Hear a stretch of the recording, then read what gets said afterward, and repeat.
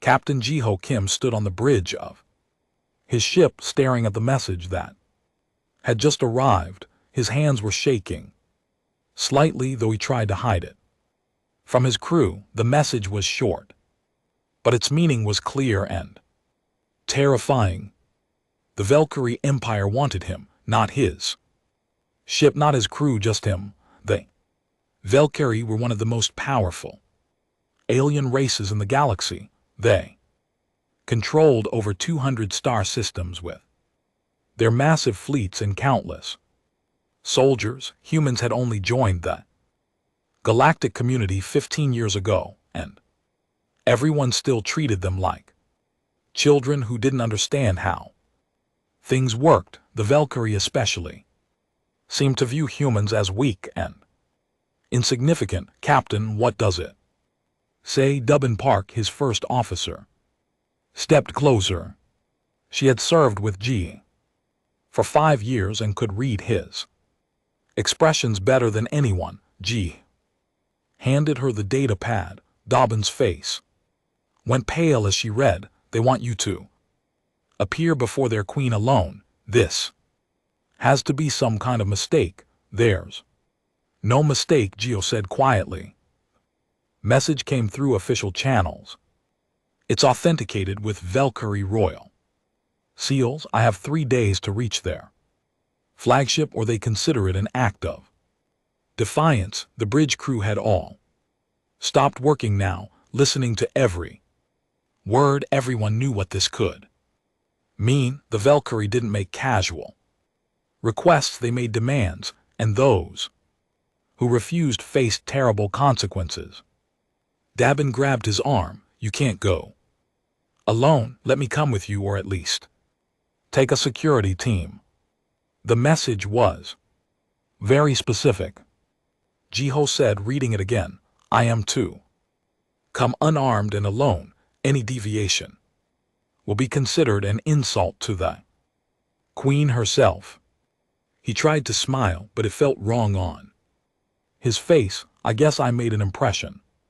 Somehow, over the next 2 days, G prepared for his journey. The human ambassador on Crossing 7, a woman named Hana Lee, called him for a private meeting. She looked worried, which didn't help Gio's nerves at all. "I've been researching Valkyrie customs," Hana said, pouring him tea in her small office. "Very few individuals are ever summoned to see their queen personally. Usually, she sends representatives to handle negotiations." "What happened to the others who were summoned?" Jiho asked, though he wasn't sure he wanted to know. Hana hesitated. "That's the problem. We don't really know. Some came back and never spoke about what happened. Their government suddenly became very friendly with the Valkyrie afterward. Others never returned at all. We don't know if they're dead, imprisoned, or something else." Jiho felt his stomach tighten. "That's not reassuring." "I'm sorry," Hana said, "but you need to understand what you're walking into. The Valkyrie are not like us. They're a hive mind species. Every individual is connected to their collective consciousness. The Queen is the center of that mind, the absolute authority. When you stand before her, you're standing before billions of minds, all focused on you. Any advice on how not to anger billions of minds?" Jiho asked, trying to make a joke of it. Hana didn't smile. "Be honest. The Valkyrie can sense deception in ways we don't fully understand. Don't try to be clever or manipulative. Just be yourself and answer her questions truthfully." She paused. "And Jiho, whatever she asks of you, remember that refusing might not just affect you, it could affect all of humanity's standing in the galaxy." Those words followed Jiho as he boarded the Valkyrie shuttle on the 3rd day. It looked grown rather than constructed. with smooth organic curves and surfaces that seemed to pulse with inner light. The walls were warm to the touch and felt almost alive. The Valkyrie escorts didn't speak to him, they were drones, part of the worker caste, and they moved with perfect synchronization like parts of the same machine. Their Kitana's armor clicked softly as they walked in. Their multifaceted eyes never blinked. The journey to the flagship took 6 hours. During that time, Gio saw no windows, no view of space. He sat in a chamber that adjusted itself to his size, providing a seat that formed from the wall itself. It was comfortable but deeply unsettling. When they finally arrived, the escorts led him through corridors that seemed to go on forever. Warriors with blade-like arms stood guard. At intersections, workers carried organic materials to unknown destinations. Scholars with larger heads and smaller bodies examined glowing screens of biological data. Jiho also saw cells. Through transparent membranes he could see beings from other species. Some looked comfortable, almost like guests. Others looked trapped and afraid. He couldn't tell which category he would fall into. Finally they reached a massive door that spiraled open like a living iris. Beyond it was the throne chamber, and Jiho's breath caught in his throat. The chamber was enormous, a dome that stretched high above him. Bioluminescent patterns covered the walls, creating shifting patterns of light. At the center, on a raised platform surrounded by her royal guard, sat Queen Thessa. She was beautiful and terrible at the same time, larger than the other Valkyrie he had seen. Her chitinous armor gleamed in deep purples and blacks. She had 6 arms, each folded in different positions that suggested both power and contemplation. Her eyes were unlike the others, seeming to shift colors as they focused on him. Jiho walked forward, unsure if he should bow or speak first. His heart pounded in his chest. Then the Queen's voice filled his mind, not through his ears but directly into his thoughts. It was overwhelming, like hearing a symphony and a whisper at the same time. "Captain Jiho Kim," she said, and he felt the weight of her attention like a physical force. "I have been waiting for you." Jiho forced himself to breathe steadily, though his entire body wanted to run. The Queen's presence was overwhelming. Not just her size, but the feeling of her consciousness pressing against his mind. He could sense the vast network behind her, billions of Valkyrie minds, all connected through her. "Your Majesty," Jiho managed to say, his voice sounding small in the enormous chamber. "I received your summons. I am here." Queen Thessa rose from her throne and descended the platform. Each of her movements was graceful despite her size. She circled Jiho slowly, studying him from every angle. Her guards remained perfectly still, but Jiho could feel their attention locked on him. "Do you know why I called you here, human?" the Queen asked, her mental voice curious rather than threatening. "No, Your Majesty," Jiho admitted. "I cannot think of any reason why I would be important enough for your personal attention." "Honesty," the Queen said, and Ji thought he detected approval. "Good, your species is young in the galactic community, only 15 years since. You developed faster than light travel. Your technology is primitive. Your military forces are laughable compared to established powers.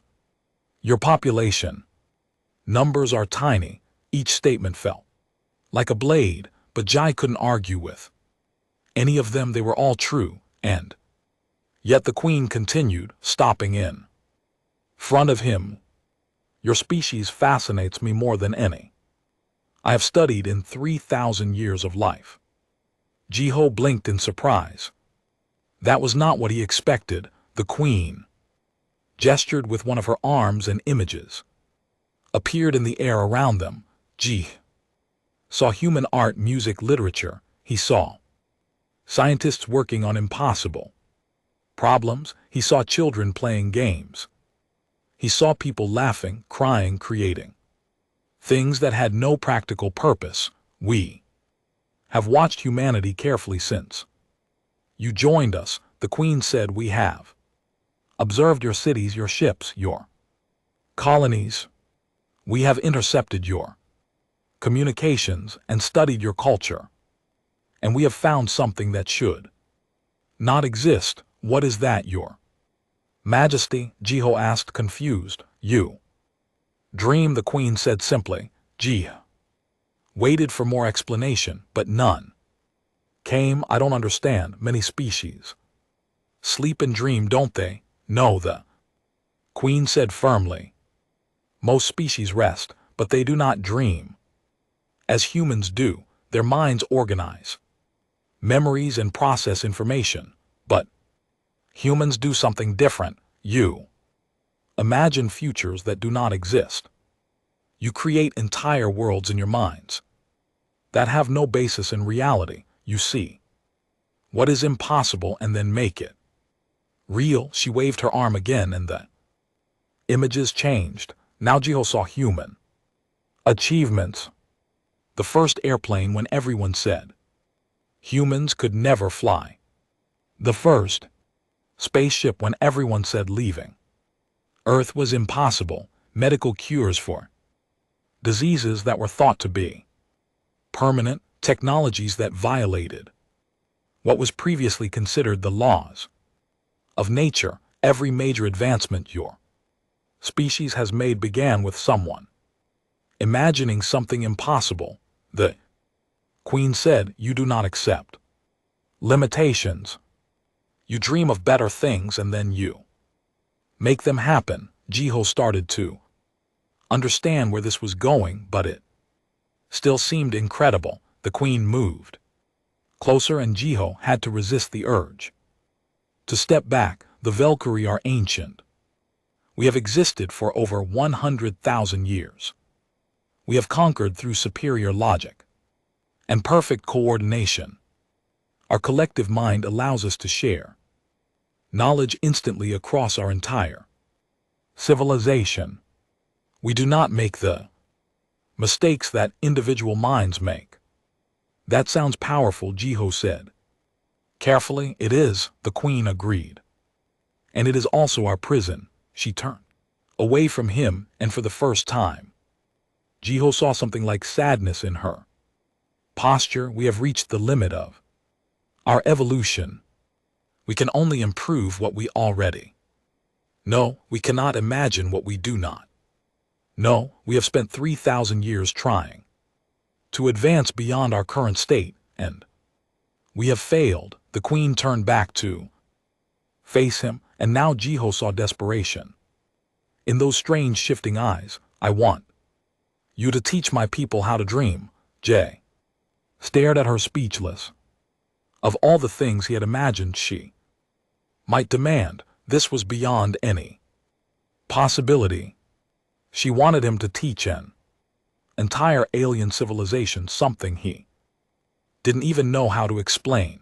Your Majesty, Jay struggled to find words. I don't know if that's possible. Dreaming isn't something we teach, it's just something we do naturally. I know, the queen said. That is why this may fail, but I must try. The Valkyrie have stood still for too long. We watch younger species like humanity surpass us in creativity and innovation. We need to learn what you know, or we will become obsolete. Jiho's mind was racing. What if I can't do it? What if it's impossible to teach? What if it's impossible to teach? The queen tilted her head, considering the question. If you fail, there is no punishment. All Experiments risk failure, that is. Acceptable, she paused. But if you refuse to try, that is different. What happens if I refuse? Jiho asked, though he already knew he wouldn't like the answer. Humanity's position in the galactic community is precarious, the Queen said bluntly. Many older civilizations see your species as dangerous and unpredictable. Your rapid advancement makes them nervous. Your emotional nature makes them uncomfortable. They have suggested that humanity should be contained or monitored closely. G. Felt cold. Contained how? Restricted to your current systems. Prevented from expanding further. Forbidden from developing certain technologies, perhaps even governed by a council of older species who had got your decisions. The Queen's voice was matter of fact, as if discussing the weather. The Valkyrie are powerful enough to prevent such measures if we choose. But we would need a reason to protect humanity, and teaching you to dream would be that reason, Jiho said quietly. Yes, the Queen said, help us evolve and we become your strongest allies. Refuse, and humanity faces the galaxy alone. Jiho looked around the throne chamber, at the guards, at the organic technology that surrounded him, at the alien queen, who held the fate of his entire species in her many hands. He thought about Hana's advice to be honest and straightforward. I'll try, he said. I don't know if I can succeed, but I'll try my best. The Queen's posture changed, becoming less threatening and more thoughtful. That is all I ask. You may bring 3 others from your crew to assist you. Choose those who best represent human creativity. Jiho nodded slowly, already thinking about who he would need. This was going to be the strangest and most important mission of his life. Jiho chose his team carefully. Over the next day, he brought Dabin Park, his first officer, because she thought strategically and could see problems from multiple angles. He brought Mira Choi, his chief engineer, because she solved impossible problems by thinking in ways that made no logical sense but somehow worked. And he brought Kyung Seo, the ship's cultural specialist who painted and wrote stories during her free time. When they arrived back at the Valkyrie flagship, the Queen had prepared a workspace for them. It was a smaller chamber, still organic and alive like the rest of the ship, but shaped more comfortably for human proportions. Several Valkyrie scholars waited there, their larger heads and smaller bodies marking them as the intellectual caste. These will be your students, Queen Thessa explained. If you can teach them to dream, they can share that knowledge through our collective consciousness. Jiho looked at the Valkyrie scholars. There were 5 of them, all watching the humans with intense curiosity. One stepped forward, slightly smaller than the others. I am Veka, the scholar said, speaking aloud instead of mentally. The voice was strange, clicking and buzzing, but understandable. I have studied human culture extensively. I am eager to learn this dreaming. Okay, Jiho said, feeling completely out of his depth. Let's start with something basic. Can you tell me about a time you imagined something that didn't exist? The Valkyrie looked at each other. After a moment, V spoke. I once calculated a design for a ship that would be 17% more efficient than our current models. It did not exist yet, but I imagined its structure. Mira shook her head. That's not really imagination. That's just engineering. You took existing knowledge and extrapolated logical improvement. Is that not what imagination is? Another Valkyrie scholar asked. Kyung stepped forward. Imagination is different. It's when you think of something completely new. Something that doesn't follow from what already exists. Like imagine a ship that could travel by singing to the stars. The Valkyrie were silent for a long moment, then Vecca said, that is illogical. Stars do not respond to auditory vibrations, such a ship would not function. Exactly, Kyle Yuang said. Smiling, it's illogical, it's impossible, but can you imagine it? Anyway, the Valkyrie tried. Jiho could see them struggling, their bodies becoming still in the way they did when accessing the collective consciousness. But after several minutes, they all made the same clicking sound that Jiho had learned meant frustration. We can imagine variations of existing technology, Vecca said, but we cannot imagine things that violate known physical laws without purpose. This was going to be harder than Jiho thought. Over the next week, they tried different approaches. Dan suggested logic puzzles that had no correct answer, forcing the Valkyrie to choose arbitrary solutions, but the Valkyrie simply refused to answer questions they deemed illogical. Mira tried to teach them to play games. She brought out cards and dice, explaining simple games that humans played for fun. The Valkyrie learned the rules quickly, but didn't understand the point. Why would we perform actions that have no productive outcome? One scholar asked. Because it's fun, Mira said. Define fun, the Valkyrie requested. Mira looked at Jiho helplessly. How do you define fun to someone who has never experienced it? It was Kong who finally made the first breakthrough. She started telling them stories, not technical reports or historical records, but actual stories with made-up characters and events. She told them about a young woman who climbed a mountain because she wanted to see what was on the other side. The Valkyrie listened politely but didn't seem impressed. This woman was inefficient. Vecca observed. She could have sent a drone to observe the mountain's other side or accessed satellite imagery, but she wanted to climb it herself. Kyle Yuang insisted. She wanted the experience. Clear's throat, not just the information. Why? Another Valkyrie asked. Genuinely confused, Kyung thought for a moment, then she told them a different story. She told them about Icarus, the human from ancient Earth mythology, who built wings from feathers and wax, flew toward the sun and fell to his death when the wax melted. The Valkyrie analyzed it immediately. This is a cautionary tale about exceeding safe parameters and ignoring physical limitations. Is it? Kyle Yuang asked. What if the point isn't that he fell? What if the point is that he flew at all? Humans weren't meant to fly. It was impossible, but he tried anyway. There was a long silence.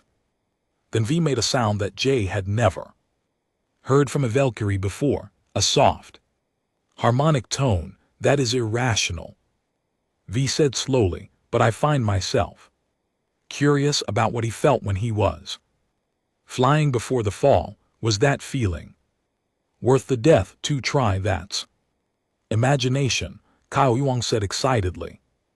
You just imagine something that isn't in the story. You wondered about someone's feelings. The other Valkyrie scholars turned to look at V with what might have been surprise. Through the walls, Jiho felt a ripple of something, like the whole ship had noticed what just happened. Queen Thessa appeared in the chamber so suddenly that the humans jumped. She moved directly to V, studying the smaller Valkyrie intently. Say that again, the queen commanded. What you said about the flying human, Vecca seemed nervous but repeated the thought. I wondered what the human felt while flying, before he fell. I wondered if that brief, impossible experience was worth dying for. The queen was silent for a long moment, then she turned to Jiho. This is it, she said. This is what we have been missing. V is asking a question that has no logical answer, yet feels important to ask. She looked at her scholar with something that might have been pride. Continue this work. I want to understand this myself.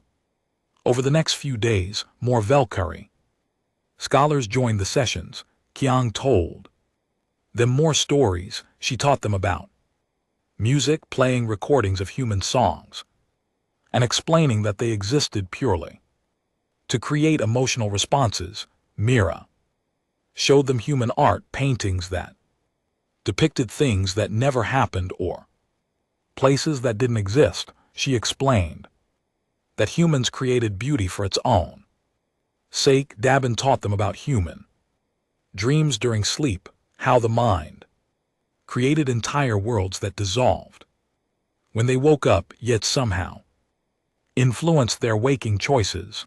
The Valkyrie began to change. They started asking questions that had no practical purpose. They wondered about things. They created small hypothetical scenarios just to see where they led. Then Queen Thessa made an announcement that shocked everyone. I will attempt to dream, she declared. I will allow myself to be separated from the collective consciousness temporarily. In that isolated state, I will try to experience what humans call dreaming. The Valkyrie scholars made sounds of alarm. Separation from the collective was dangerous even for a queen. It left them vulnerable, alone in ways that Valkyrie were never meant to be. But Thessa was determined, and she wanted Jiho to guide her through it. Preparation took 2 days. Valkyrie medical specialists created a special chamber where Queen Thessa could be safely separated from the collective consciousness. The procedure was dangerous, novel. Valkyrie Queen had ever voluntarily disconnected from her people. The collective mind was their strength, their identity, their very sense of self. Jiho stood outside the chamber, watching through the transparent membrane as they prepared the queen. His hands were sweating. What if something went wrong? What if she died? The entire Valkyrie Empire would blame humanity and everything would be lost. Dabin stood beside him, equally nervous. Are you sure about this? She whispered. No, Jiho admitted, but she's determined.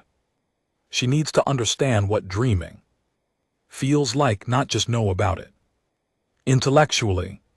The medical specialist finished their work and stepped back. Queen Thessa lay on a raised platform, her 6 arms folded across her chest.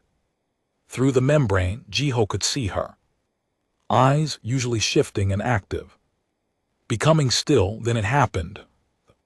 Queen's body shuddered once, and Ji felt the change. Even as a human, the constant pressure of her consciousness, that weight of billions of minds focused through her, simply vanished. The ship itself seemed quieter, emptier. Inside the chamber, Thessa's eyes opened. For the first time in her life, she was alone in her own mind. Jiho entered the chamber slowly, the queen's gaze fixed on him, and he saw something he never expected to see in those alien eyes. Fear.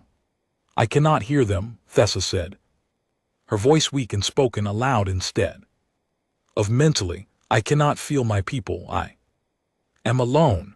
I know, Jiho said gently. Sitting near her platform, humans feel this way all the time. This is what it means to be an individual. It is Terrible, the queen whispered. How do you live like this, so isolated, so small? We learn to live with it, G said, and we learn to connect with each other in different ways, through words, through actions, through sharing experiences. He paused. Through dreams. He spent the next several hours talking to her. He explained how humans dealt with loneliness. He told her about friendship, about love, about the connections people formed as individuals, rather than as parts of a greater whole. Cao Yuan had given him music to play, soft and gentle sounds that humans found calming. Thessa listened with her head tilted, experiencing sound in a completely new way without the collective consciousness interpreting it. For her, I feel strange, Thessa said. After a while, my thoughts move in directions they never did before. I think about things that do not matter. I wonder what my guards are doing. I wonder if Veka is worried about me. These thoughts serve no purpose. That's normal, Jai assured her. Human minds wander. We think about useless things all the time. It's part of being an individual. As the hours passed, Thessa began to relax, her breathing, a process she usually didn't consciously control, became slower and steadier. Her eyes started to close. I feel tired, she said, surprised. That good, Jiho said. That means you're ready to sleep and maybe to dream. What if I cannot wake up? Thessa asked, and her voice sounded very young despite her thousands of years. I'll be right here, Gio promised. If anything goes wrong, the medical team will reconnect you to the collective. You're safe. Thessa's eyes closed fully. Jiho watched as her breathing deepened and her body relaxed. He sat there for hours watching an alien queen sleep for the first time in her long life. Then she began to dream. Ji couldn't see the dream, of course, but he could see her body responding. She made small sound, soft harmonics. That might have been Valkyrie emotions. When she woke several hours later, she was shaking. Jiho moved closer. Immediately. Your Majesty, are you all right? Thessa's eyes opened and they were different somehow, changed. She stared at him for a long moment without speaking. I saw impossibilities, she finally whispered. I saw my people singing, though we do not sing. I saw us creating art from nothing purely for beauty. I saw myself not as a queen but as simply Thessa with no empire, no responsibility, just existing. She sat up slowly, all 6 arms moving independently, as if she was discovering them for the first time. I saw a future where Valkyrie chose their own paths instead of following collective decision. I saw us falling in love as individuals, not as genetic pairings determined by the hive. I saw us crying, laughing, hoping for things that might never happen. Tears ran down her face. Jiho hadn't known Valkyrie could cry. It was beautiful and terrifying, Thessa said. I wanted it to be real, even though it cannot be. That is what dreaming is, isn't it? Wanting impossible things. Yes, Jiho said quietly. That's exactly what it is. The queen looked at him with those changed eyes. I understand now. I understand why humanity frightens the galaxy. You live in impossible futures all the time, and then you make them real. You are never satisfied with what is because you can always imagine what could be. She stood, moving to the membrane that separated them from the rest of the ship. I must reconnect to the collective. They will be worried. She paused. But when I share this experience with them, everything will change, Your Majesty, Jiho said carefully. Are you sure? Once you share A dream with billions of minds, you cannot take it back. Thessa turned to look at him and she smiled. Geo had never seen a Valkyrie smile before. It was strange but genuine. That is the point, she said. We have been stagnant for too long. It is time we learn to dream. The medical specialists reconnected her to the collective consciousness. Jiho watched through the membrane as the Queen's presence expanded back to its normal, overwhelming size, but this time it was different. Through the walls, through the very structure of the ship, Jiho felt a wave of something new spreading outward. Billions of Valkyrie minds suddenly experiencing their Queen's dream, touching impossibility for the first time, and then everything started to fall apart. Alarms sounded throughout the ship. Valkyrie began moving in chaotic patterns instead of their usual perfect synchronization. Through the walls, Jiho heard sounds he had never heard before. Valkyrie voices raised in what might have been argument or confusion or fear. Clear's throat. Dabin burst into the chamber.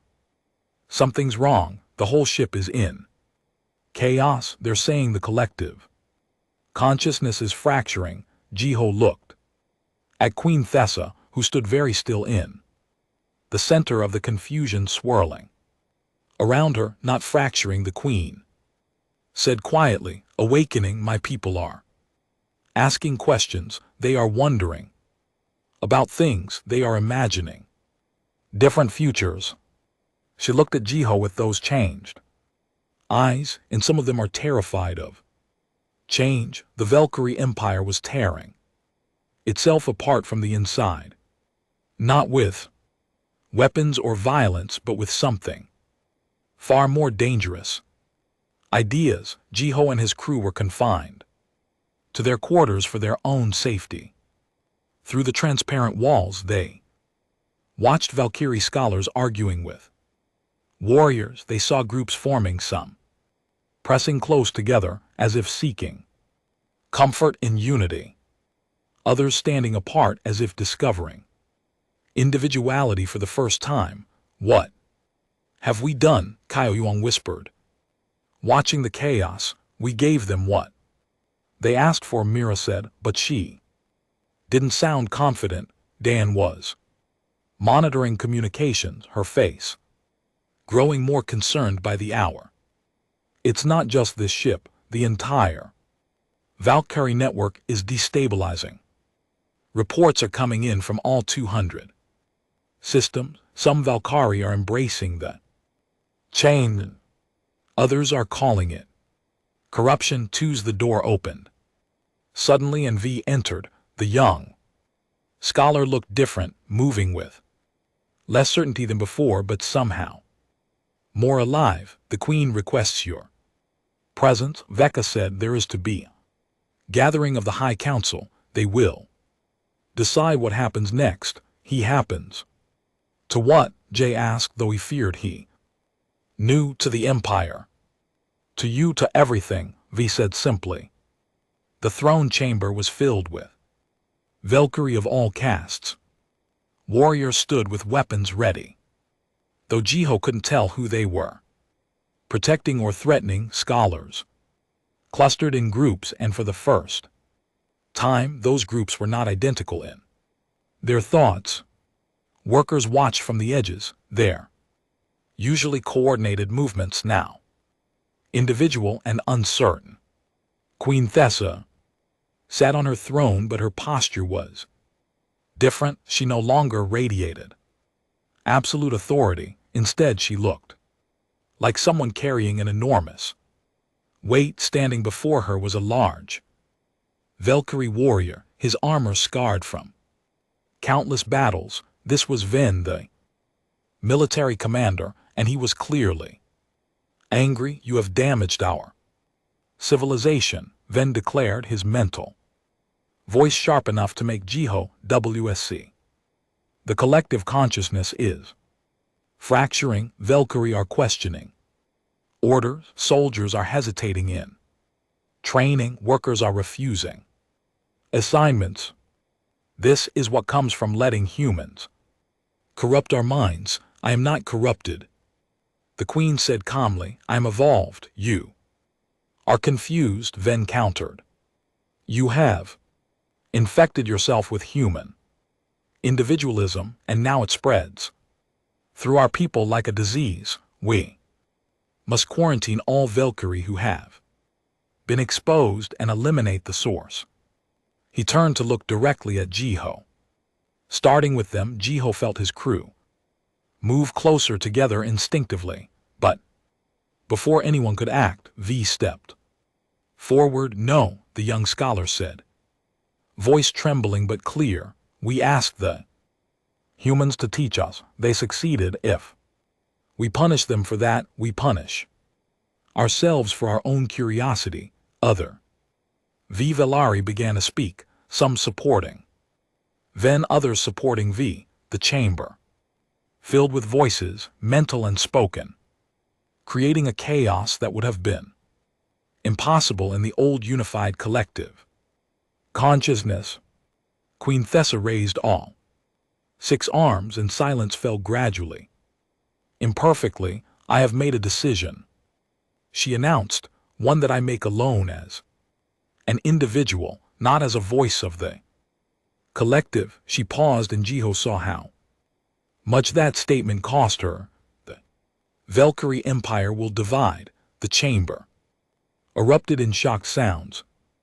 Ven stepped forward aggressively. You cannot divide the empire. We are one people, one mind. We were, Thea said. But we are changing, and I will not force change on those who do not want it, nor will I suppress those who do. Therefore I offer a choice to all. Valkyrie, she stood in her presence, filled the chamber, even without the full weight of the collective behind. Sorry.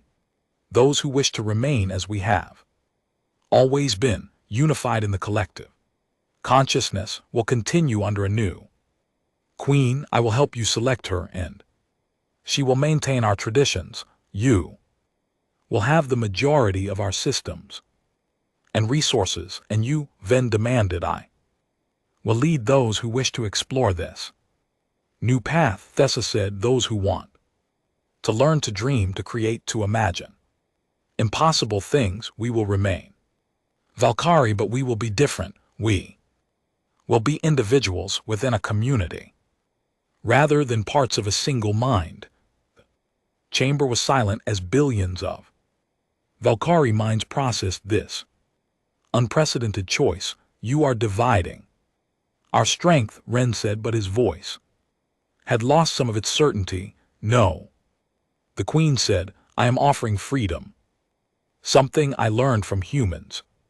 She looked at Jiho. They taught me that strength can come from diversity, not just unity. That courage means accepting uncertainty. That growth requires risk. Over the next weeks, the Valkyrie Empire reorganized itself. It was not war, though tensions ran high. It was something that had never happened in galactic history. Civilization choosing to split based on philosophy rather than conflict. Approximately 30% of Valkyrie chose to follow Queen Thessa into the new society. They took systems on the edge of Empire territory and began building something unprecedented. News spread through the galaxy quickly. Other civilizations watched with fascination and horror. Some species sent envoys to Thessa's new society, asking to learn the same lessons humanity had taught. Others declared humans a dangerous influence and called for restrictions. Earth's government was in turmoil. Some celebrated Jiho as a hero who had secured humanity's greatest ally. Others wanted to try him for recklessly endangering humanity's galactic standing by fundamentally altering an ancient empire. Ambassador Hanali fought to protect Jiho and his crew, arguing they had done exactly what was asked of them and achieved something no one thought possible. Jiho was called to one final meeting with Queen Thessa and her new settlement. The architecture was different here, blending organic technology with new ideas inspired by imagination.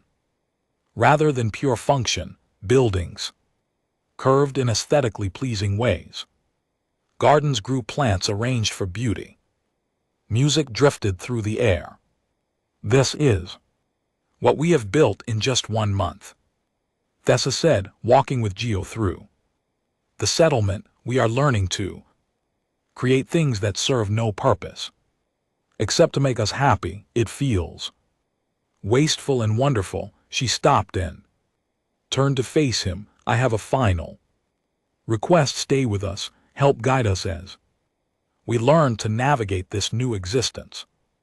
Be our teacher and our friend. Jiho was quiet for a long moment. Part of him wanted to say yes, this was the most important work he could imagine, but another part of him missed his ship, his old crew, the familiar spaces of human civilization. I'll stay for 1 year, he finally said. I'll help you build the foundation, but then I need to go home. My people need to know what happened here, and I need to help them prepare for the changes coming to the galaxy. Thessa nodded, understanding. 1 year. Then make it count. That year changed both of them. Jiho helped the new Valkyrie Society develop education systems that taught imagination.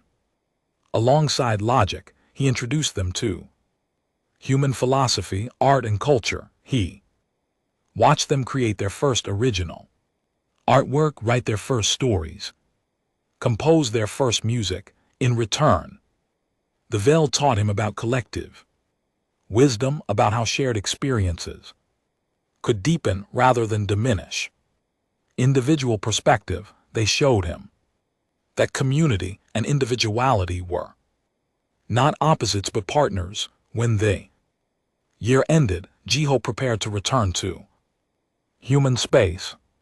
On his last day, the Valkyrie unveiled something they had spent months creating. It was a sculpture massive enough to be seen from orbit. It showed a human and a Valkyrie standing side by side, both reaching toward the same distant star. We call it the Dreamers, V explained, having become one of the new society's leading artists. It represents what you taught us, that the impossible is only impossible until someone dreams it real. Queen Thessa came to see Jiho off personally. She looked different now, more relaxed, but also more uncertain. The weight of absolute authority had been replaced by the weight of endless possibility. Thank you, she said simply. You gave us the greatest gift, the ability to hope for things we cannot see. You gave humanity something too, Jiho replied.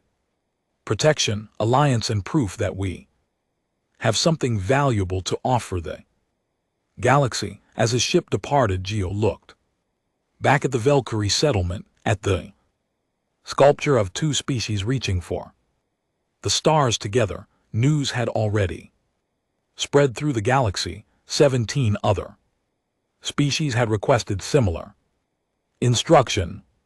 The Dreaming Rebellion, as it was being called, was spreading. Humanity was no longer seen as weak or insignificant. They were the dreamers, the species who could imagine the impossible and teach others to do the same. 5 years later, Jiho received a message while working at Earth's new Galactic Cultural Exchange Center. It was from Queen Thessa.